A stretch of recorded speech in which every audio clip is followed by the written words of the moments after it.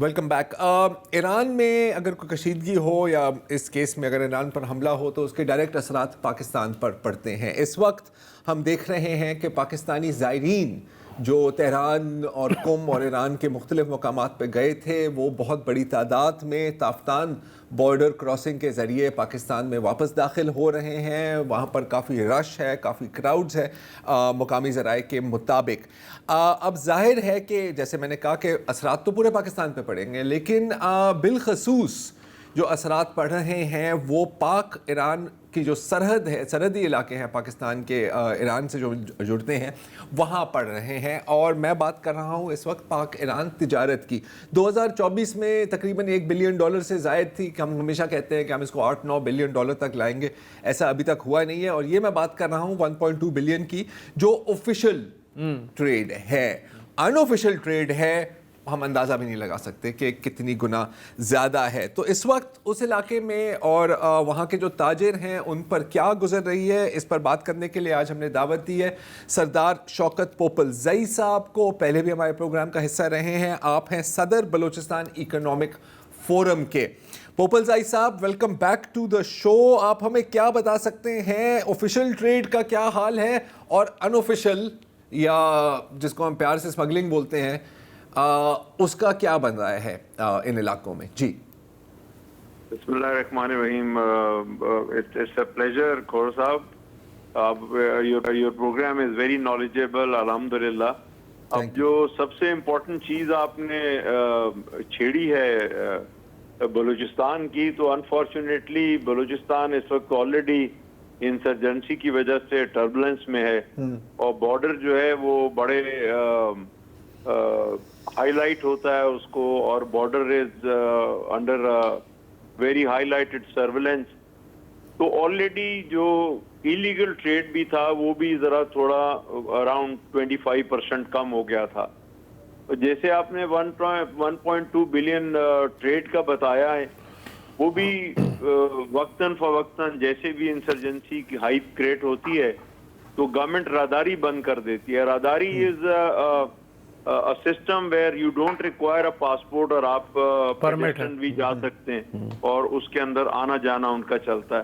وہ اب تو 3-4 دن سے بالکل بہت سختی سے بند کر دیے, اور اب زائرین زیادہ انورڈ آ رہے ہیں, اسٹوڈنٹ ہیں وہ آ رہے ہیں, یا کچھ لوگ ویسے ہی گئے ہوئے تھے. اب آپ کو پتہ ہی ہے ہمارا ویسٹ جو ہے بلوچستان پاکستان کا, یہ دونوں طرف وہ سملر فیملیز ہیں اور ان کا آنا جانا لگا رہتا ہے. ٹریڈ تو ایک یعنی نیسیسٹی ہے, وہ تو چلتی رہتی ہے. اب جو ٹریڈ چلتا ہے وہ تو چلتا ہی فیول پہ ہے. تو اگر اب جنرل لوگ کہہ رہے ہیں کہ جی پاکستان میں, جیسے ابھی آپ کے پروگرام میں آپ فرما رہے تھے کہ جی سب سے زیادہ امپیکٹ الیکٹریسٹی پہ آئے گا, تو اس طرف یہ جو ایلیگل ٹریڈ بھی جو ہے جس پہ انفارچونیٹلی گورنمنٹ کی کم نظر ہونے کی وجہ سے جو پاپولیشن بیچاری اسی پہ انحصر کرتی ہے, تو وہ ان کی کاسٹ بھی بڑھ گئی ہے. میں 3-4 دن سے میری وہاں بات ہوئی تو انہوں نے کہا جی چیزوں کی کافی کاسٹ بڑھ گئی ہے, لاجسٹک کاسٹ, ٹرانسپورٹیشن کاسٹ وہ بڑھ گئی ہے. میں نے لاسٹ ٹائم بھی آپ کے پروگرام میں عرض کیا تھا کہ ایک بہت امپورٹنٹ چیز ہے, وہ یہ ہے کہ ہمارا جو سدرن پارٹ ہے, particularly coastal area up to رمارا, یہ ایران سے ہمیں کوئی 110 میگا واٹ بجلی ملتی ہے جو جس کی وجہ سے چل رہا ہے سلسلہ. تو اب اس کا کیا ہوگا پھر سے میں نہیں جانتا, کیونکہ ہم لوگ آلریڈی فکر مند تھے کہ 25% ٹیرف امریکہ نے آلریڈی ٹریڈ پہ لگایا تھا, اس کا اثر اس کے اوپر پڑے گا. اور جو معذرت کے ساتھ مجھے کہنا پڑے گا دکھ کے ساتھ کہ جو مین فیول ٹریڈ ہوتا ہے ایلیگل, اس کا والیوم بہت بڑا ہے اور اچھی خاصی پاپولیشن اس میں انوالوڈ ہے. اس وقت پاپولیشن ٹینشن میں ہے, اور this will have a socio-economic impact on that western border side, کیونکہ نیچرلی گورنمنٹ کی بہت سخت نظر ہے, سیکورٹی ایجنسی کی بہت سخت نظر ہے کہ کون آ رہا ہے ایڈیشنل, کون چیزیں کیا لا رہا ہے. اچھا پوپلزئی صاحب, صاحب میں بات کاٹ رہا ہوں, اگر راہداری بند ہے مطلب کہ ایک لحاظ سے آفیشیل ٹریڈ آپ کی منتقل ہو گئی ہے نا, رک گئی ہے, تو اس طرح کی صورتحال میں ہم اکثر دیکھتے ہیں کہ اسمگلنگ مزید بڑھ جاتی ہے اور اسمگلرز کے جو پروفٹ مارجنز ہیں وہ بھی اس کے ساتھ بڑھ جاتے ہیں. تو کیا یہ بھی ہو رہا ہے ساتھ ساتھ آپ کی نظر میں؟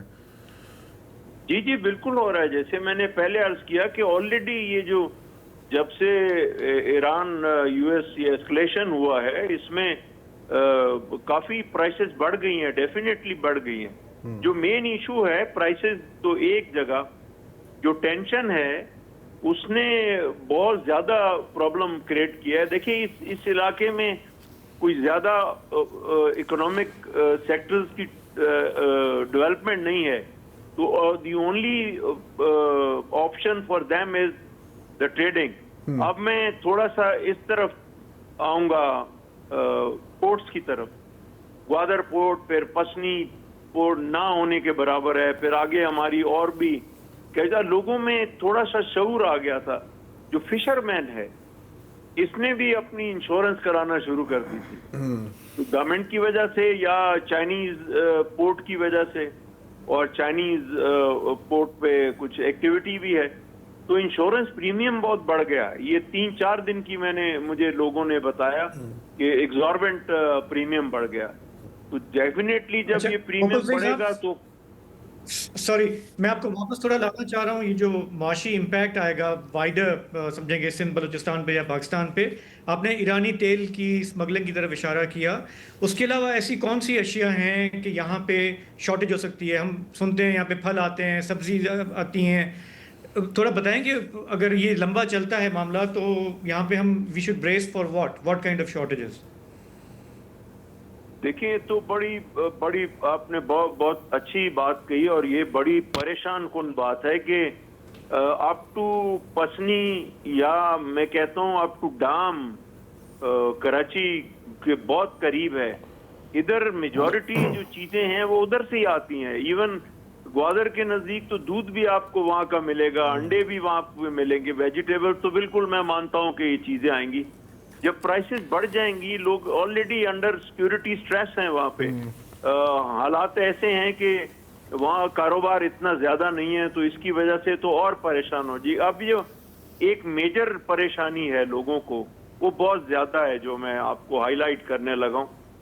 وہ یہ ہے کہ خدا نخواستہ اگر یہ بہت زیادہ ایسکلیٹ کر جاتا ہے اینڈ اٹ بیکمز اے فل فلیج وار, تو ریفیوجی ایلیمنٹ ایک بہت بڑا ہے جو جس کی وجہ سے لوگ پریشان ہیں. ٹھیک ہے پوپل زائی صاحب, سوری میں آپ کی بات کاٹ رہا ہوں, ہمارے پروگرام کا وقت ختم ہو جاتا ہے, لیکن آپ نے ایک بہت اہم ایشو کی طرف کی نشاندہی کی ہے, ریفیوجی کرائسس.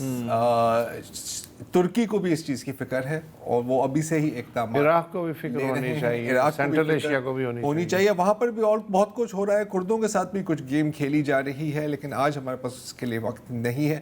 کل اس پر ہم انشاءاللہ بات کریں گے. آج کے لیے اتنا ہی جی, اجازت دیجیے, خدا حافظ.